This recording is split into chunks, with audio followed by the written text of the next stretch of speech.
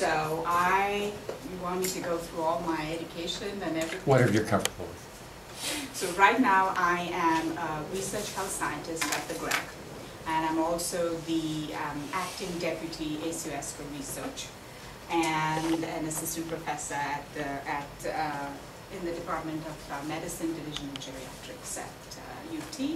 And so I moved here, I did my postdoctoral fellowship at UT Southwestern, and then moved here, and prior to that I did my PhD at Oakland University in Michigan.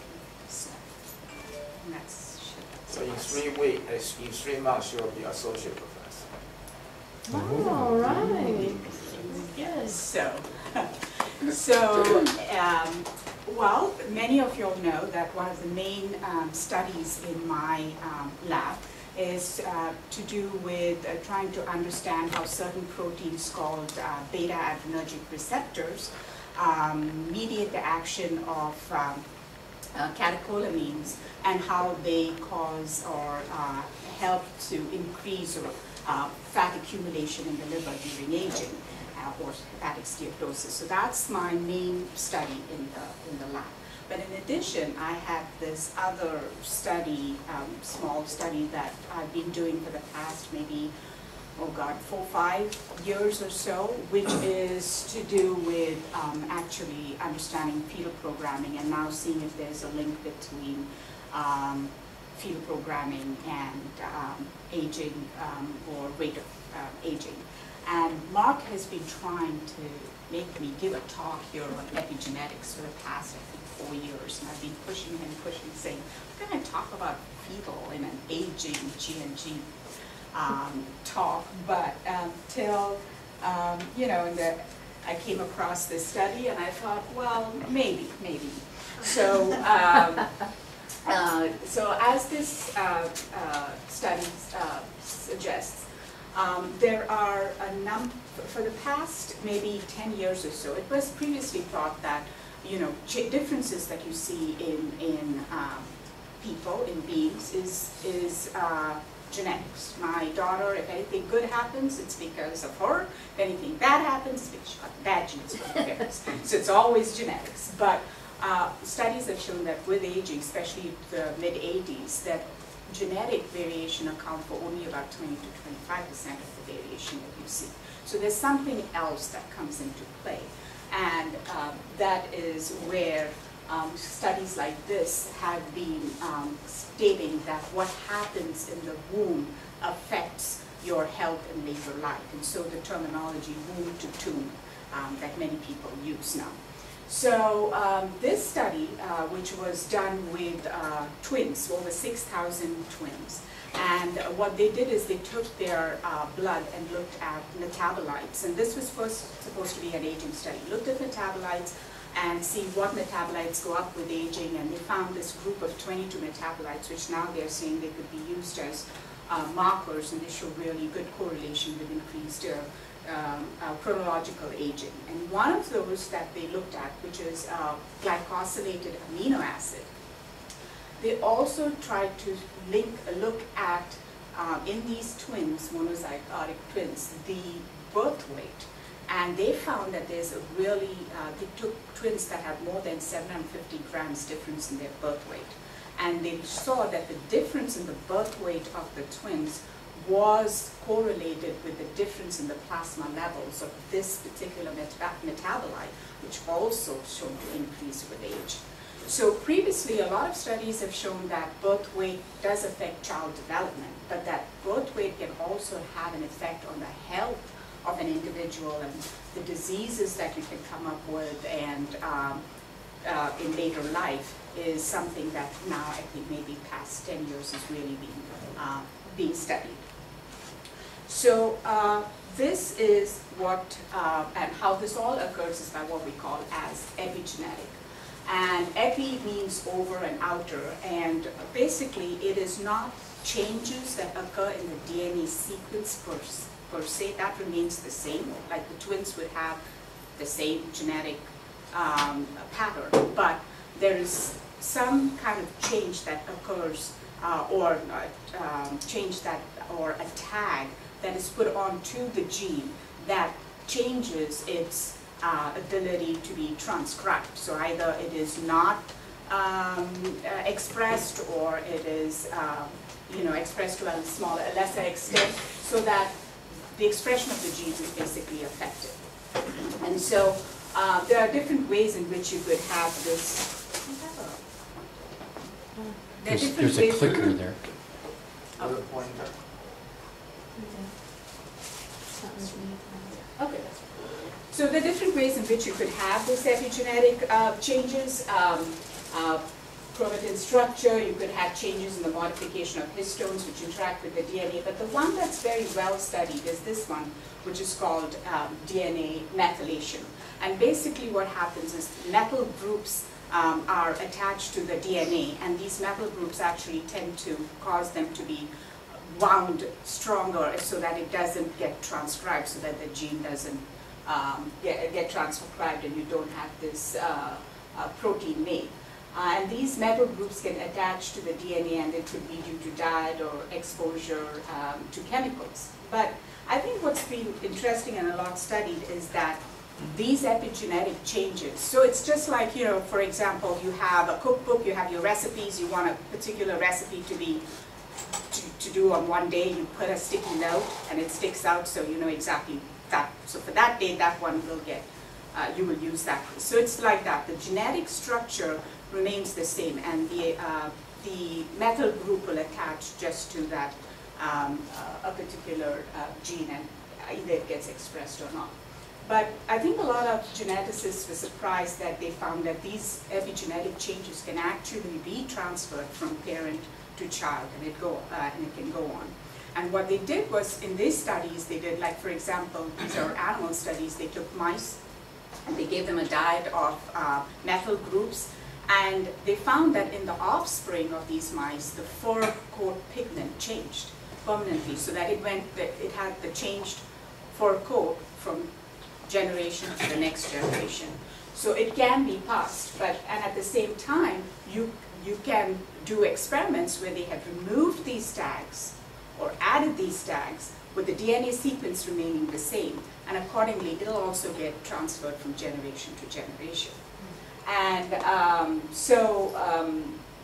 like I said, epigenetic changes can be reversed. And I'm going away from what I'm supposed to talk, but there is also this study that I found really fascinating. What they did was they took, just like humans, rats and mice also, you have attentive mothers and you have inattentive mothers. So they picked up these rats, two groups of rats, mothers.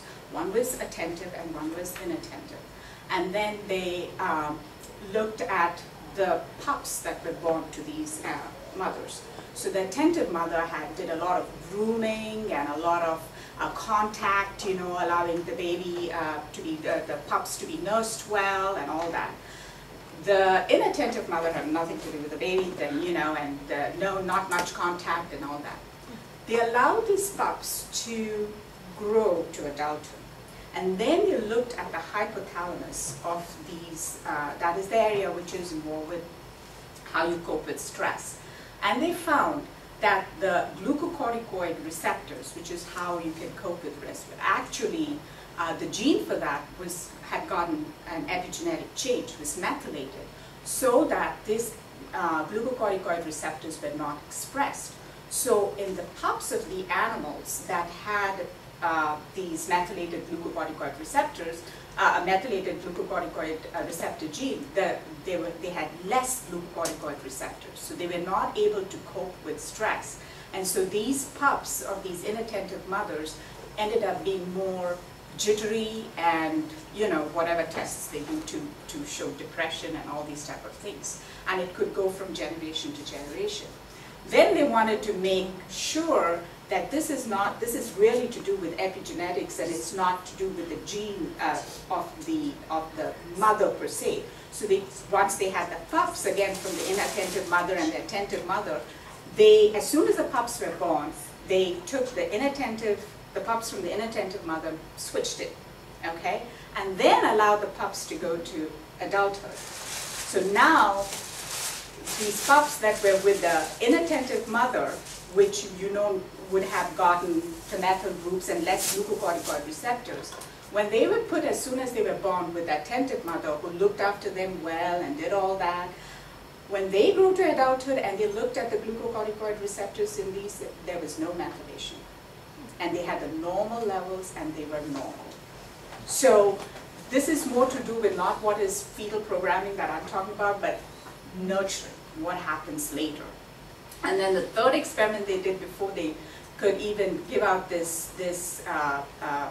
send out this paper, which came out in Nature, was, okay, you have an epigenetic change and you have a behavior. Is it really linked? And so what they did is they took, again, pups from this inattentive mother, which they know has this methyl group attached to the glucocorticoid receptor when they go to adulthood. They injected a drug called trichostatin, which removes the methyl group straight into the brain of these pups that had now become adults. And then after, I don't know how much time, they looked at these animals and all the, they were skittish and everything, all that disappeared and they were again back normal. So this is where you go from nature to nurture, and it's still a very kind of that place, but so there's a lot of these studies that are going on that say that even epigenetic changes can lead later on in adults, depending on what you eat, the environment can lead to different kinds of cancers, and they have now, at least in mice, treated them, using drugs that remove these methyl groups, and these cancers have been reduced or in some cases completely cured. So this is where it looks like it's heading, but then you could perhaps make drugs that would remove these tags, but then the question is, will it remove the tags from everything? You're going to have both good and bad proteins made, and so it's still very, but that's kind of the way it looks like it's going to proceed. So all this is what we call as developmental programming, and if you actually look at the definition, it's response to specific challenges during critical developmental time windows that alters the development so that you have persistent effects on offspring phenotype. And the number of, like I said, epi studies as well as controlled animal studies have shown that if you have altered development, you can, it can persist into later life and predispose to chronic diseases. In many cases, the sympathetic nervous system is involved and can play a major role in diseases like type 2 diabetes, cardiovascular hypertension. So the person that was really responsible for, some of these studies were done like in the 60s, but the person who was really responsible for bringing this all back, his name was Barker, and he did a lot of studies where he actually looked at fetal programming and birth weight and how it affects diseases. And here in this study, they actually looked at heart disease and birth weight, and as you can see here, the mortality ratio reduces as the birth weight increases, both in men and women. And these are kind of the studies that he had a number of papers in the 90s that kind of triggered all the studies that we now have. So, like I said, that to test this hypothesis that what happens, prenatal exposure to adverse conditions leads to diseases, there were a number of animal models that were developed using either maternal stress, like actual physical restraint of a pregnant mother during the last stages, or giving them high levels of glucocorticoid, or the one that I'm looking at, which is nutrient restriction, and how then that affects the fetal development and later health diseases. So all this came up with, I know this is a lot of reading, but it came up to what was called as the thrifty phenotype. And the thrifty phenotype just means that when you have less nutrients, in the fetus will then try to compensate, either by processes like gluconeogenesis, which ends up you having more glucose. Sometimes what happens is they will see to it that the brain develops and the nutrients are used for brain development, but then maybe the pancreas and the kidneys may not develop that well. Later on you would have that problem. So these type of things occur. We know that in many of these cases, when you have less nutrient availability, again, the sympathetic nervous system gets activated. You have more release of catecholamines, which are they counteract insulin's action, so it could lead to insulin resistance or early development of type 2 diabetes. And so, and of course, the main organ, which is a major target for catecholamines, is the liver. And so what I'm trying to tell y'all is that that's the area that I work with, which is the liver and catecholamines. So when Peter Nathaniels, who was the director for this Center for Pregnancy and Newborn Research at UT, he has a cohort of baboons on which are on nutrient-restricted diet and regular diet.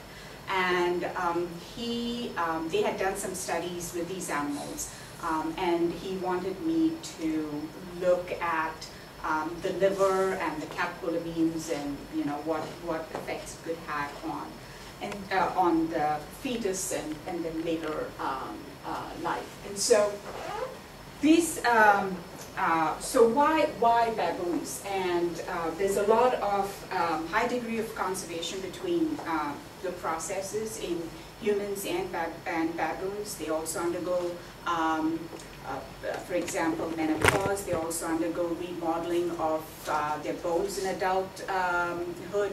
I heard, Chico, that there's dental growth stops after eruption. And so a lot of similarities, for example, bone remodeling that occurs in adulthood in humans and baboons, that doesn't occur in rodents. So there are a lot of similarities. Of course, the baboons live only 20 years, so everything is 20 to 30 years, so everything is accelerated within that amount of time. So like I said, many of the same age-related diseases as you see in humans, the baboons also manifest those. Various lipid, lipoprotein, carbohydrate metabolism disorders are similar. And there's a high level of genetic similarity between the baboons and the humans at the level of DNA sequence, gene sequence, genetic loci. And so because of that, many of the tools that you use for human studies, so for example, the probes that I use for my baboon studies are all human probes. So you could use any of these because there's so much genetic similarity between the two. And also the reason why you would have really good studies with baboons and or compared to say rats is because the rats are they have more than one pup at a time. Whereas, and their placenta is different, and also the animals that are born are immature. The pups are, they don't move, they're blind. You need a lot more of postnatal caring for the rats, whereas in the baboon and the human, you usually have one fetus at a time, and when they're born, they are relatively what we call mature, they're moving, and so in that way the placenta is similar. So a lot of similarities between the human and the baboon. So and this is a study that they had the animals on, and I have to tell you right here that this whole thing should be shifted over, so the term should actually come over here. But what they do in this study, and this is, like I said, Dr. Nathaniel's group of baboons, which is kept at the Texas Biomedical Research Institute, is 30 days after conception, the animals are put on this nutrient-restricted diet, which is about, not all, so there you have the control group, and then you have the group that's put on the 70% of the control diet. And then they do C-sections typically at 0.5 G, which is around 90 days, and then at 0.9 G, which is 165, and 185 days is their term. So typically they do the C-section at 165 days so that any stress due to labor and all that is avoided. So the studies that I will show you are mainly with tissues and hepatocytes that we have isolated from the 0.9 G, which is nearly term fetuses. So this is how they have the animals, and sometimes people like to know about it, so I keep it here. They are grouped so that they have social interaction and normal physical activity in these kind of pens. But when they come to eat, they go into these individual chambers. And what they have is, these are the individual chambers they go into, but they have sort of an area that that they have to pass through to get here. And right here, they have like a weighing machine underneath. So they are, the area is squeezed so that only one baboon can go at a time, and they walk across that weighing machine, so they get weighed before they go to eat, and then they get weighed when they get out, and they come out and go back to their pen. So that's the way they actually record the weight of the animals on a daily basis. So, so what they had found is that if you look, so these are maternal nutrient restricted, so these are the fetuses of the mothers whose nutrition has been restricted by 30% compared to the control. That the nutrient restricted fetuses were much smaller, both female as well as male. So these are what we call IUGR, intrauterine growth restricted fetuses. And they also have higher levels, as expected, of cortisol, both in the mother as well as in the fetus. And just keep this in mind because I'll come back to it. So they already had seen this. So here you had a situation. Then this is another thing that you can't do in human studies, which is actually put them on a diet and then do sampling of tissues and things like that, like we can do in the baboon. So after these animals, they came to know they were intrauterine growth restricted, they wanted to find out if they would develop any of these typically adult or late onset adult diseases earlier. And so they looked at these animals when they were about 3 or 4, I think it was 4 years old. 4 years is about, typically for the baboon, multiply by 4 to get an approximate human age. So I think 4, like a 16-year-old. And these are from their studies in 2011. And these NNR, and you'll see in some studies they're also called as IUGR animals. If you look at their fasting plus blood glucose values, their glucose is higher, their insulin is higher, and this is, I think, the C-peptide levels, if I'm not mistaken, yeah. So they looked at that. They also looked at they did glucose tolerance test. Glucose levels were the same, but the insulin levels were higher here, and the others were more or less were higher, but not significantly, I think.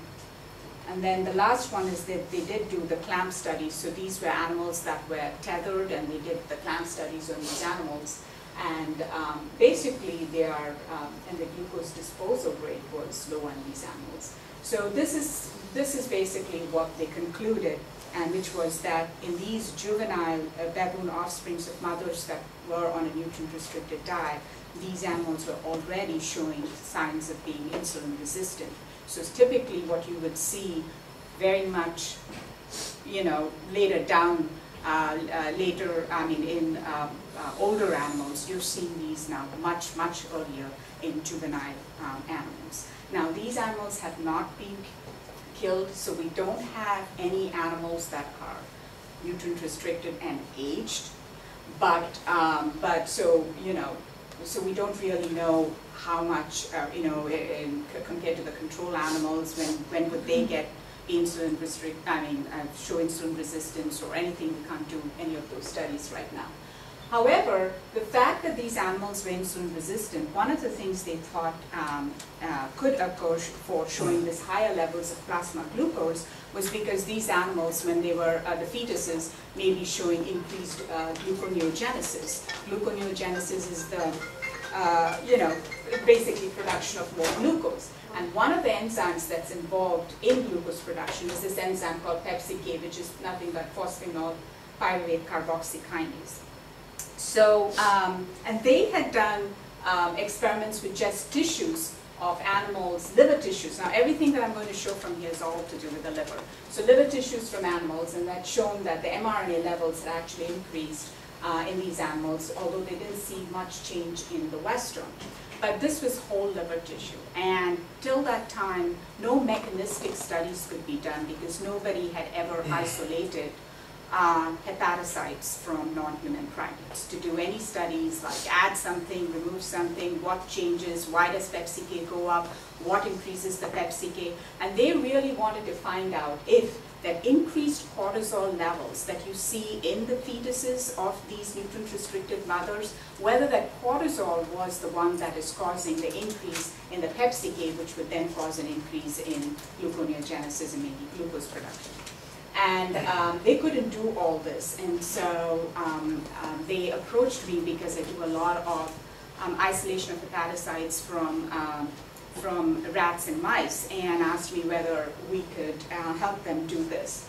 So I basically, I don't want to go through this, but modified a rat fetal protocol that was available for isolating hepatocytes from fetal rat liver tissues, and modified it to isolate hepatocytes from the baboon. And it took us over a year and maybe over 2 years, and a lot of conversations with Chico and everybody else, and bubbled oxygen through it because we would isolate it and plate it and the cells would die. And but now eventually we have published the paper, and so for the first time now you have hepatocytes from non-human primates. In culture, we did experiments to make sure that they produce albumin. PepsiK is also a marker for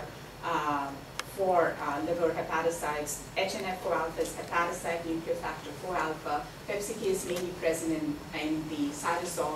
Hepatocyte nuclear factor is present in the nucleus, and here they're present together. And if these cells are really functional, they secrete insulin growth factor binding protein 1, and that's what they do too. So these are good cells, and we can do the studies. So the first thing we did was see if what they had seen in the tissues we could actually also see in the hepatocytes. And here were hepatocytes isolated from control animals, control fetuses, and hepatocytes isolated from these intrauterine growth restricted fetuses.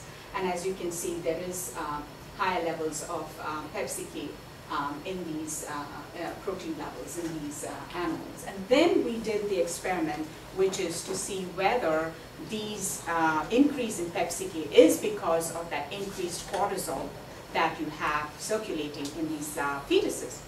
In my case, of course, instead of cortisol, I use dexamethasone, which is more pharmacological glucocorticoid. But you can see that if you take hepatocytes from the control animal, which has never been exposed to glucocorticoids ever before, and treat them with glucocorticoids, you get a 25-fold increase in PepsiK. And if you take the IUGR and you again expose it to dexamethasone, you see like a 10-fold increase. So not as high as what you'd see in hepatocytes that never seen cortisol before. This low increase may be because these cells have already been exposed to cortisol in the fetuses of these IUGR animals. But basically, these studies were to tell us that yes, we now have the hepatocytes, we can do the studies and mechanistically find out what is happening in these fetal baboon tissues. So the studies that they really wanted me to do was to actually look at catecholamine levels. Now, catecholamines, as you know, epinephrine and norepinephrine, they're also stress hormones like cortisol, are released by the sympathetic nervous system and adrenal glands. And it's well known they increase with anything that causes stress and also with age. And Dr. Nathaniel's group had shown previously that tyrosine hydroxylase, which is an enzyme that's involved in the synthesis of epinephrine and norepinephrine, increases both with age and with nutrient restriction in these animals. So here is for tyrosine hydroxylase, they had done the staining, and as you can see, this CD is the central vein, and this is just in tissues. And the tyrosine hydroxylase is shown in black, and you have a lot more tyrosine hydroxylase close to the central vein in the tissues of these IUGR or maternal nutrient restricted animals compared to the control animals. So although they have not directly measured catecholamine levels, enzymes that are involved in catecholamine synthesis were increased in these animals. So the idea was, to see whether there are some downstream effects of increased catecholamine levels. And this was showing that tyrosine hydroxylase actually not only increases with maternal nutrient restriction, but it also increases with age. So you have much more in the adult. Meaning the restricted animals start out at a low level, and then as they age, by the time you get down to D, this is an animal that was restricted? No, this is just in general. This is just the control animal. Gotcha. In general, they did it. But if you took the specific, see, they don't have, unfortunately, like I said, they're restricted animals. The fetuses that were born to the restricted animals are now only about, 5 or 6 years old. They are still don't have any aged animals as yet, or even gone to real adulthood. So we don't have any studies of what would happen to these animals really in terms of aging or adulthood also. So all they know is that they've done this. These studies have not even been done. Like the animals that they did the immune clamp and insulin resistance that they found. Those animals are still alive.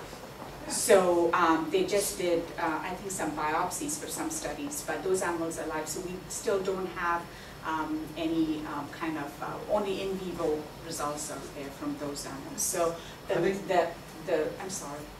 Oh, so what I'm saying is the only tissues they have is up to this level. Are they still raising them in social groups? So are they socially disadvantaged? They're born small and their moms were malnourished while they were being fed. And that is a... So, because in a mammal, in a baboon like that, they could be pecked on by bigger animals their entire lifespan. Right. And they do, I think they do look at all that, the bullying stuff. Yeah, bullying. Yeah, so like I mentioned, so this is where, so here you have the situation where you have these catecholamines and all that. How do catecholamines actually mediate their action? Catecholamines, like you have stress, you have catecholamines, either epinephrine or norepinephrine released, and they basically, like for example, epinephrine mediates its functions through the beta-adrenergic receptors that I told you is what I study in my lab. And beta-adrenergic receptors through this adenyl cyclase and cyclic AMP have various functions. Norepinephrine mainly acts through alpha-adrenergic receptors, and they go through a calcium signaling pathway for their effect. But my studies are all going to be based on the beta-adrenergic receptor and what does that do during both maternal nutrient restriction and during aging. So beta-adrenergic receptors belong to the G protein coupled receptor family. There are more than 800 members of this family. They include both sensory and hormone receptors, and they account for about 60% of all prescription drugs today. That is these G protein coupled receptors, as many of you all know. And a number of investigators who work with G proteins have won Nobel Prize, and just in 2012, Lefkowitz and Brian Kovilka won for the structure of the beta-2 adrenergic receptor. And so we started off by looking at both beta-1 and beta-2 adrenergic receptors. The three kinds of receptors, beta-adrenergic receptors, beta-1, beta-2, and beta-3, but in the liver there's only beta-1 and beta-2. Beta-3 is present in adipose tissue. And what we saw is that if you look at the control animals at both 0.5 G and 0.9 G, there is a decrease in beta-1 with nutrient restriction in the fetuses. And not much change between 0.5 G and 0.9 G. So if you look at, now these bar graphs, these are two ways of depicting the same thing. So if you just look at maybe the first group here and the first group here, or something like that, you know, basically the beta-1 decreases with nutrient restriction. In the case of beta-2, there was an opposite effect. Beta-2, which I was interested in, actually showed an increase with nutrient restriction at 0.5 G. But by 0.9 G, we didn't see much change.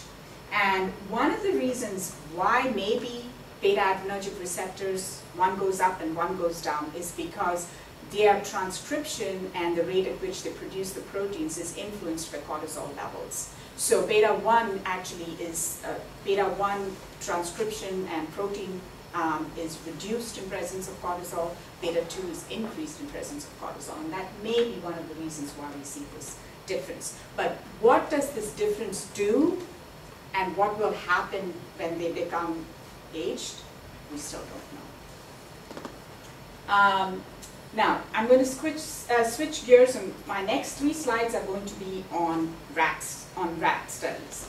So what we have shown in the rat studies so far is that the beta-adrenergic receptors, actually their activity increases with age. And what I mean by that is that, so with age you have increased catecholamine levels circulating.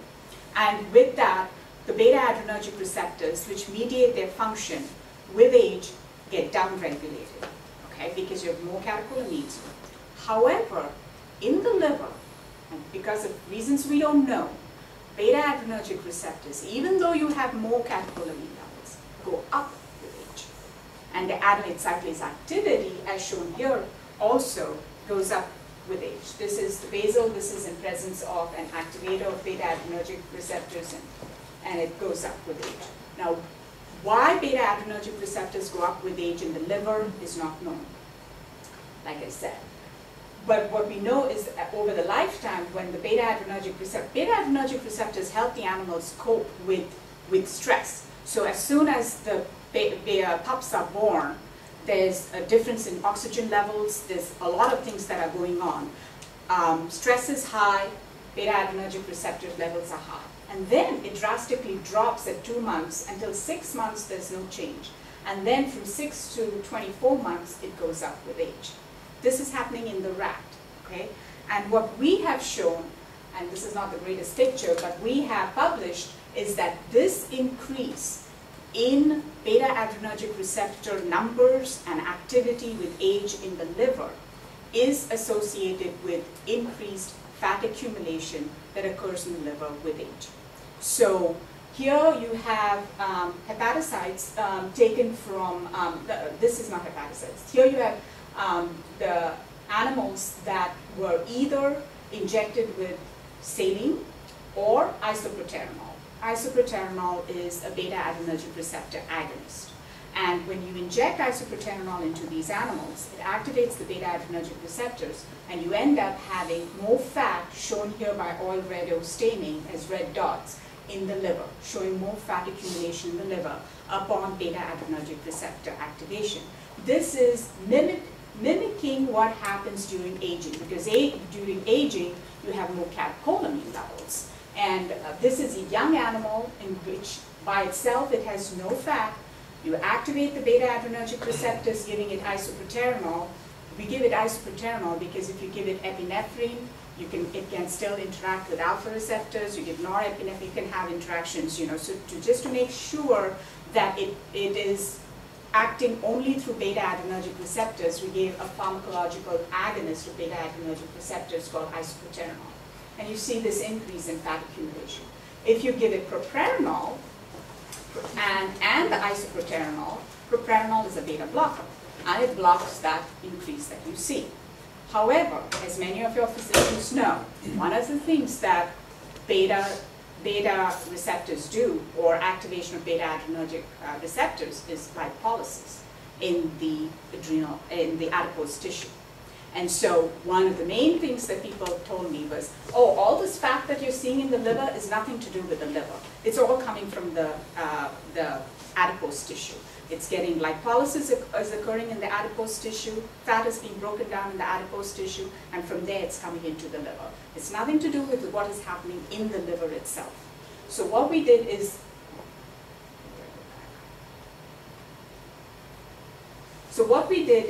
in these animals, we injected them with a CPMOX. A CPMOX prevents adipose tissue lipolysis.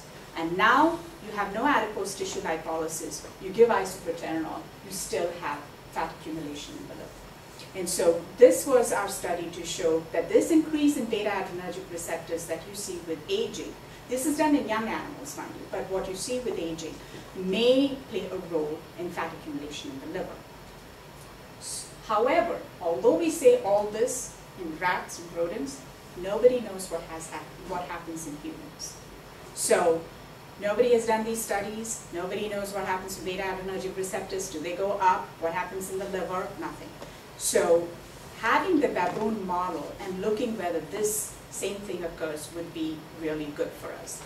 So that is what I decided to do. So we got some young animal tissues. This is just control. So now I'm going back to baboons, and I'm stepping away from all nutrient restriction studies. Now I'm going just to aging. Okay. So we took normal, control, young animals and looked at the beta adrenergic receptor levels compared to old animals. And as you see, there's higher levels, significantly higher levels of this beta-2 adrenergic receptor protein in the old baboon liver tissues, just like we saw in the rats and mice too. However, and in addition, what we also saw is that there is increased lipid accumulation in the liver of the older baboons. Although it's not significant, it's P is equal to 0.006, but there is a trend for more lipid accumulation in these, in the livers of these baboons. And as you know now, age per se is considered also as a risk factor for hepatic steatosis in humans. So we've seen this. So now we have the situation which is kind of similar to what we see in the rats, which is more beta-2 adrenergic receptors with age, more catecholamine levels with age, more fat with age, but does beta-2 adrenergic receptor increase fat accumulation with age in the baboons like it does in the rats? We don't know all that. So, do I still have time? Yes, you have 15. 15 minutes. Okay.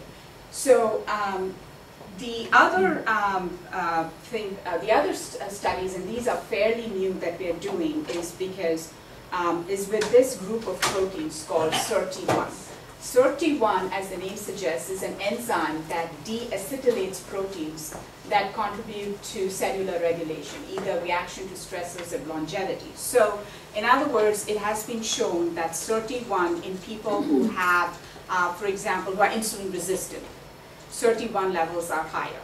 If you take animals and put them on a high-fat diet, they will accumulate, of course, fat in the liver.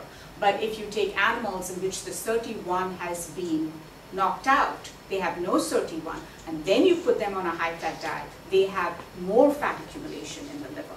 So having SIRT1 or reduced SIRT1 is basically not good, in other words. And so if you have insulin resistance, you have reduced SIRT1. Now what we see in these baboon animals and this old animals is also that you have reduced SIRT1.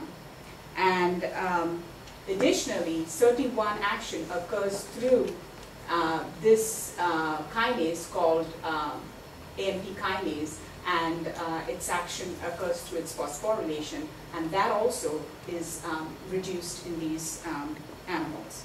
So, and these are all different, I'm just showing you bits of information that, but basically I'm trying to build a case to let you know that processes and enzymes and transcription factors and all that are involved in causing fat accumulation in the liver seems to be changed or with age in the baboons, similar to what we've seen in the rats and mice.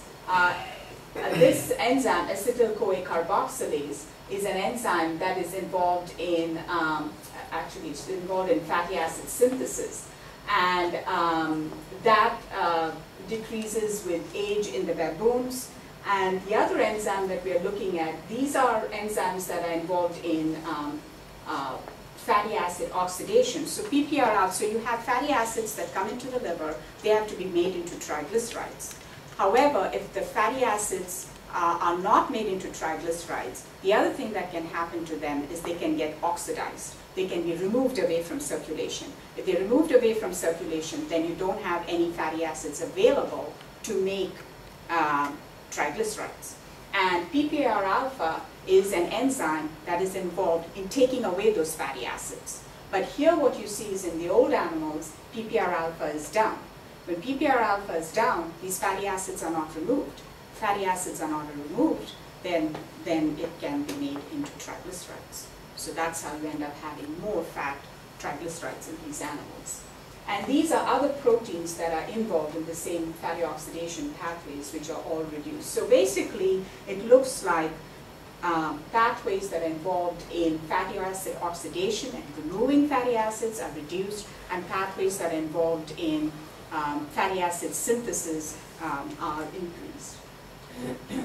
And so now what we are doing is trying to isolate hepatocytes from aged baboon and trying to see, just instead of just tissues and seeing what has happened, actually doing the cells and seeing what happens. So basically this is what we are doing with our aging studies, which is we believe that with age there's, in these animals, there's a drop in the SIRT1 and AMP kinase signaling pathway, which leads to a decrease in PPAR alpha and PGC1 alpha, which are involved in fatty acid oxidation. That goes down, and so you have more fatty acids left to cause more triglycerides and hepatic steatosis. That also results in insulin resistance and maybe hyperlipidemia and hypertriglyceridemia. Now, this is with aging. What we would like to do is link this and see if something similar occurs in the nutrient-restricted fetuses earlier than when it would happen with normal aging. And that is kind of what we are trying to see into right now. So, and with that, I'd like to thank Yunshi is the postdoctoral fellow in my lab, and Susan is my technician. Of course, couldn't do without the Greg family. Dr. Barnes helps me with the immunohistochemistry studies. These are all folks in the Center for Pregnancy and Newborn Research who provide me with the baboon tissues. Laura Cox is the person at Texas Biomedical Research, or SFBR, and thank you for you all for coming. Does anybody have any questions for the doctor? No, they understood everything. They understood everything? Okay, awesome. Okay, we're good. All right, thank you so much for coming. I'll be sending you all an evaluation so we can evaluate Dr. Kamat about her presentation today. And if you haven't signed in, go ahead and do so. And we won't be back for a couple of weeks, I know. We have a grand round at the start of next month, I believe. So stay tuned and check your inbox. And if you need information on how to get your CEs, they'll be attached to that email I sent you today. Okay, thank you.